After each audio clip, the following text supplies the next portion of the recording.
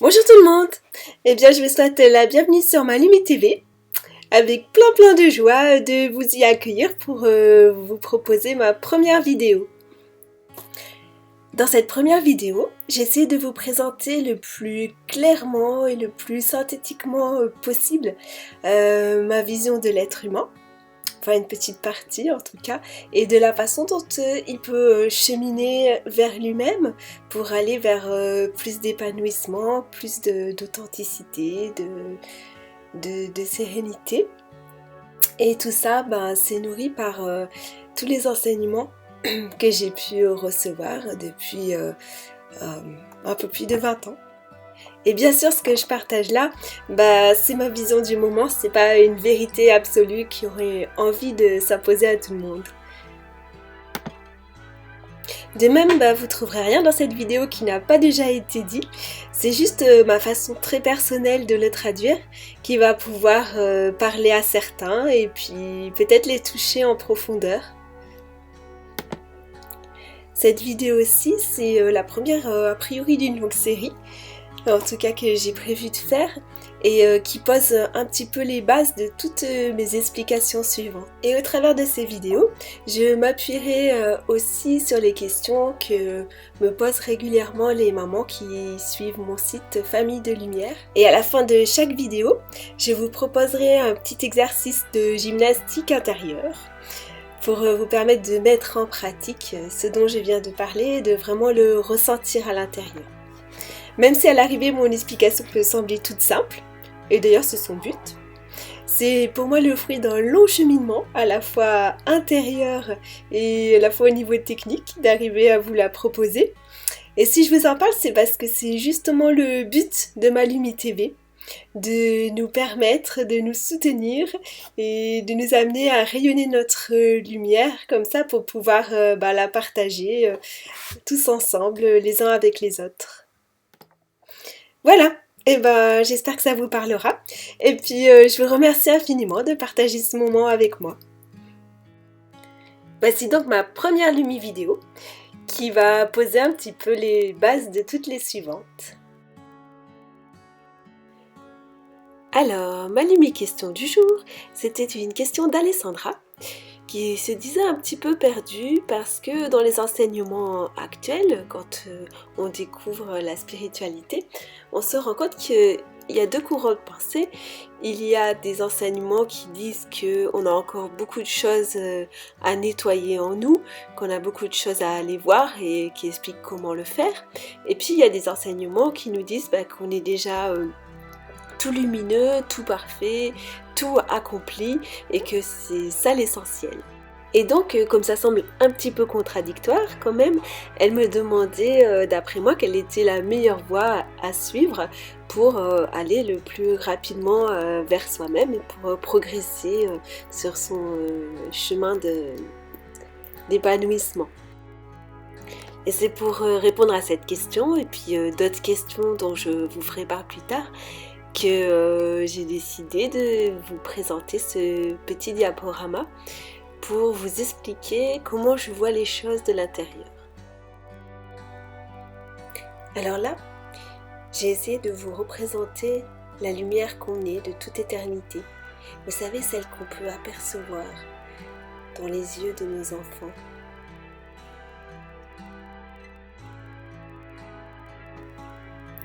Au cours de notre descente sur la Terre, cette lumière va peu à peu s'entourer d'énergie plus dense que j'ai représentée par des briques.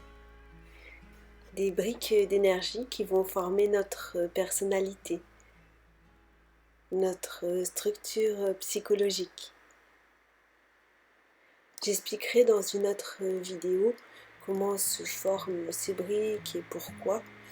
Arrivé à l'âge adulte, parfois ces briques sont tellement denses et nombreuses que l'on a du mal à se souvenir de la lumière que l'on était au départ. On a du mal à l'apercevoir.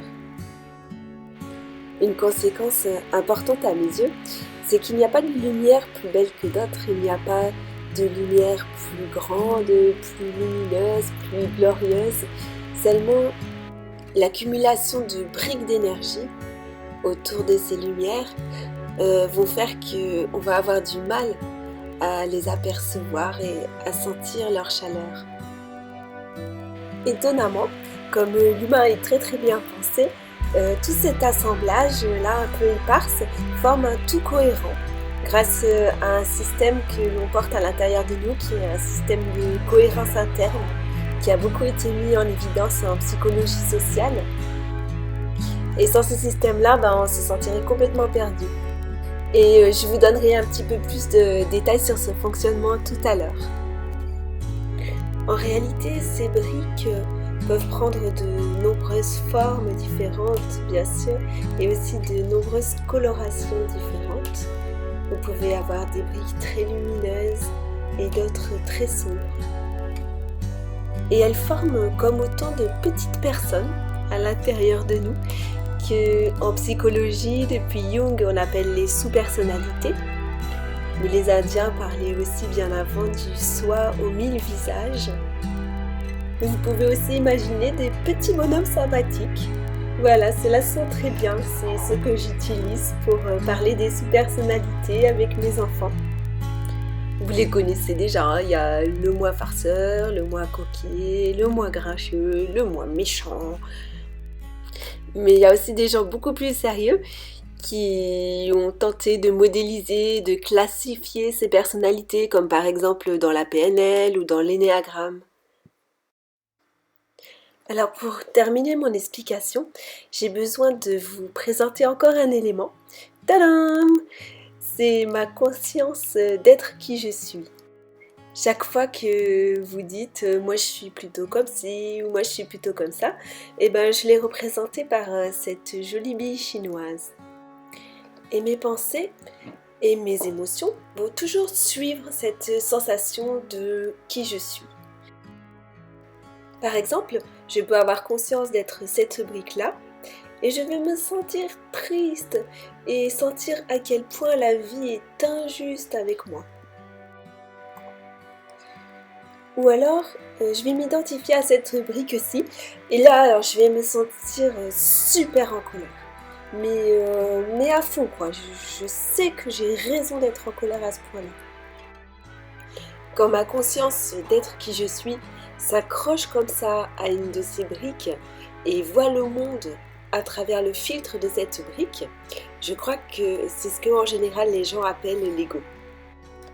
Et puis à d'autres moments, je vais sentir que je suis vraiment la lumière, que je suis la force d'amour et en général je me sens mieux quand je suis à cet endroit-là.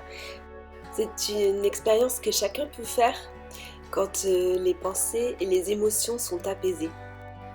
Quand le regard est tourné vers l'intérieur et que tout est calme, apaisé. Dans le silence intérieur, on peut commencer à ressentir, à laisser émerger cette lumière qui est là depuis le début. D'autant plus qu'il va y avoir un effet de loupe. Quand je suis complètement identifiée à ce que je suis totalement dedans, sans chercher à fuir, les sensations sont encore amplifiées. Et bien sûr, il en est de même si je m'identifie complètement, totalement à un de mes personnages et à l'émotion qui me traverse à un moment donné. À ce moment-là, je n'ai plus conscience d'être autre chose que ça. Alors, pour revenir à ma question de départ, il y a tout simplement des approches, souvent en psychologie, qui vont vous proposer de vous concentrer sur une brique qui a pris vraiment trop de place dans votre vie et qui vous apporte de la souffrance. Et puis, peut-être dans le meilleur des cas, cette brique, elle va pouvoir être lissée, transformée, amoindrie pour vous permettre de retrouver une vie apaisée. Donc c'est une approche vraiment bénéfique pour votre vie, avec cette limite que vous n'irez pas forcément voir toutes les autres briques et on ne vous proposera pas de prendre conscience de la lumière que vous êtes derrière tout ça. Et d'un autre côté, il y a des approches qui vont mettre l'accent justement sur votre essence, sur ce que vous êtes de toute éternité, sur la beauté de qui vous êtes, pour vous permettre de rayonner pleinement. Avec en fond cette connaissance bien réelle que plus vous êtes identifié à votre essence, plus vous rayonnez pleinement et plus votre structure psychologique va être amenée à s'alléger, à s'assouplir, à se transformer. Un peu comme le soleil qui serait capable de chasser les nuages. Voilà, c'est ce que vous êtes capable de faire quand vous êtes pleinement ancré dans votre lumière. Avec une limite là aussi, parce que sinon ça serait pas drôle, hein. C'est que si vous vous identifiez complètement à votre lumière totalement au point d'en oublier les briques qui sont autour, eh bien déjà vous allez avoir du mal à fonctionner dans cette société, dans ce monde dans lequel vous vous êtes incarné. Ça va vous sembler très difficile et puis vous aurez du mal aussi à comprendre le comportement ou les réactions des gens autour de vous qui ne seront pas forcément branchés sur leur lumière. Et puis ça a donné aussi des dérives dans le milieu de la spiritualité. Parce que ces petites briques d'énergie, elles fonctionnent dans la vie un peu comme des aimants. Si elles n'arrivent pas à recevoir toute l'attention requise, eh bien elles vont attirer dans notre vie des événements assez désagréables jusqu'à ce qu'on puisse prendre conscience pleinement de leur présence. C'est important parce qu'on peut être amené à réaliser vraiment de belles idées lumineuses, inspirées, et puis sentir qu'à un moment donné, eh bien, les choses n'évoluent pas dans le bon sens, basculent. Et à ce moment-là, eh bien, il faut pouvoir avoir cette présence d'esprit d'aller chercher la petite brique taquine qui est en train de se manifester. Et pour conclure, en fait, les deux approches, que ce soit celle d'identifier nos briques trop lourdes et de les alléger, ou que ce soit celle de vivre pleinement la présence que nous sommes et puis de le rayonner vers l'extérieur, eh bien ces deux approches-là sont complémentaires et vont nous permettre d'aller plus profondément en nous-mêmes et de nous épanouir.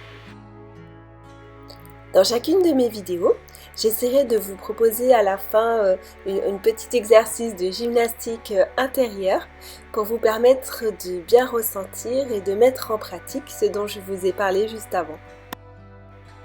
Pour aujourd'hui, cela consistera à essayer de bien sentir de l'intérieur à partir de quelle part de vous-même vous vous exprimez.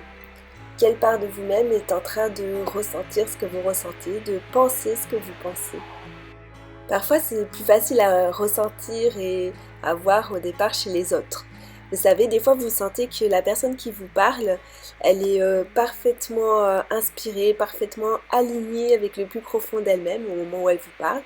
Et puis, à d'autres moments, vous pouvez sentir que cette même personne, eh bien, elle est dans ses peurs d'enfant ou elle est en train d'exprimer une colère d'une autre part d'elle-même. Et ce que vous pouvez faire pour vous, c'est en choisissant un thème, une situation qui vous tient à cœur, essayez de ressentir selon l'endroit de vous où vous vous situez, ce que vous êtes amené à penser, ce que vous êtes amené à ressentir. Vous pouvez lancer une petite enquête intérieure pour voir eh bien voilà, si cette situation qui me met en colère, par exemple, qui c'est en moi exactement qui se met en colère, pourquoi, qu'est-ce que ça vient toucher, et alors les autres parties de moi, qu'est-ce qu'elles en pensent, est-ce qu'il y a des parties qui ne sont pas en colère mais qui ressentent autre chose, et si j'arrive maintenant à vraiment bien me centrer, me mettre dans mon cœur et sentir cet amour et cette lumière que je suis, eh bien qu'est-ce que je ressens maintenant par rapport à cette situation?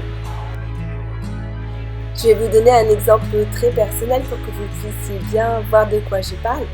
Par exemple, moi j'ai un petit garçon qui a une maladie grave. Et vous voyez, si je me mets vraiment dans mon centre, dans ma lumière, eh bien je suis capable de sentir à quel point c'est juste et à quel point c'est un très très beau chemin, ce qu'il est amené à vivre, et à quel point c'est un cadeau, autant pour notre famille que pour lui qui traverse du coup, eh bien, une vie très riche. Et puis en même temps, je suis capable de voir cette brique en moi de la maman, par exemple, qui est inquiète pour son enfant, qui est très triste. Je peux voir cette autre part de moi qui parfois est en colère contre la vie aussi parce que les épreuves lui semblent trop difficiles. Et donc j'arrive comme ça à ouvrir mon point de vue et à être consciente de toutes ces parties-là en même temps. Et surtout en faisant ça, ça me permet d'accueillir les parties qui souffrent parce qu'en les accueillant et en prenant cette émotion, en lui permettant de s'exprimer, de se transformer, ça va m'éviter d'avoir des briques qui deviennent trop noires et trop lourdes à porter à terre. Voilà, j'espère que vous vous en sortirez bien avec cette première petite gymnastique. Et puis vous pouvez me faire un retour, soit dans les commentaires YouTube, soit sur Facebook, sur la page LumiTV. Et moi, ça m'aidera à améliorer les propositions que je vous fais. Dans mes prochaines vidéos, j'ai prévu de vous parler des applications de ce modèle que je vous ai présenté, aussi bien pour votre développement personnel que pour l'équilibre de vos relations, que ce soit dans la vie de couple, que ce soit en tant que parent, dans l'éducation, l'accompagnement qu'on offre à nos enfants. Et puis je continuerai à m'appuyer beaucoup sur vos questions, donc n'hésitez pas si vous avez envie de poser des questions par rapport à cette vidéo ou par rapport à d'autres thématiques. Je vous souhaite de tout cœur de pouvoir rayonner pleinement la lumière que vous êtes. À très bientôt sur ma LumiTV.